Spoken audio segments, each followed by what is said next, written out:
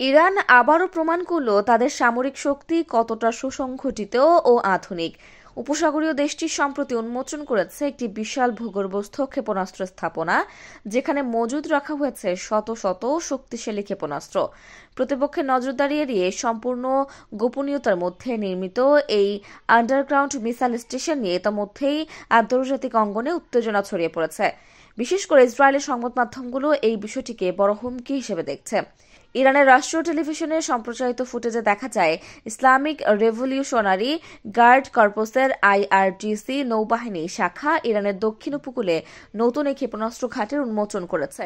প্রতিবেদনে জানানো হয়, এই ঘাঁটিতে মজুদ থাকা শত শত ক্রুজ ক্ষেপণাস্ত্র শত্রুপক্ষের ইলেকট্রনিক ওয়্যারফেয়ার ধ্বংস করতে সক্ষম। মাটির গভীরে স্থাপনা করা এই মিসাইল স্টেশন থেকে খুব দ্রুত সময়ের মধ্যে হামলা চালানো সম্ভব, যা প্রতিপক্ষের জন্য মারাত্মক হুমকি হয়ে দাঁড়াবে।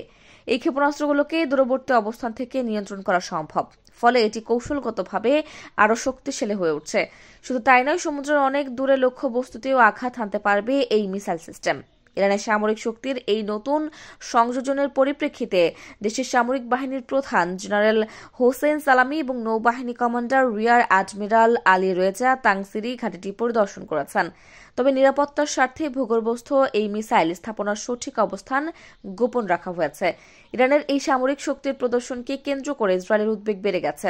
টাইমস অব ইসরায়েলের এক প্রতিবেদনে বলা হয়েছে, ইরান যে ক্ষেপণাস্ত্র প্রকাশ্যে এনেছে তার পাল্লা 1700 কিলোমিটার পর্যন্ত, অর্থাৎ এটি সহজেই ইসরায়েলের রাজধানী তেল আবিবে আঘাত হানতে সক্ষম।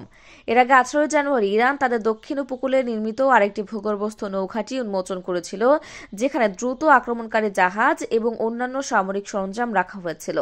এক মাসের ব্যবধানে আরও একটি শক্তিশালী ক্ষেপণাস্ত্র ঘাঁটি উন্মোচনের ফলে মধ্যপ্রাচ্যে নতুন উত্তেজনা সৃষ্টি হয়েছে। ইরানের ব্যালিস্টিক ক্ষেপণাস্ত্র কর্মসূচি নিয়ে বরাবর উদ্বেগ প্রকাশ করে আসছে পশ্চিমা বিশ্ব। যুক্তরাষ্ট্রসহ বেশ কয়েকটি দেশ অভিযোগ করেছে যে ইরানের এই পদক্ষেপ মধ্যপ্রাচ্যের স্থিতিশীলতা বিঘ্নিত করতে পারে। বিশ্লেষকরা মনে করছেন, এই ভূগর্ভস্থ ক্ষেপণাস্ত্র ঘাঁটি কেবলমাত্র প্রতিরক্ষামূলক নয়, বরং এটি কৌশলগতভাবে আক্রমণের জন্য ব্যবহার হতে পারে। এখন প্রশ্ন উঠছে, ইরানের এই নতুন সামরিক শক্তির প্রদর্শন ভবিষ্যতে বড় কোনো সংঘর্ষের ইঙ্গিত দিচ্ছে কিনা? ইসরায়েল কি এর পাল্টা ব্যবস্থা নেবে?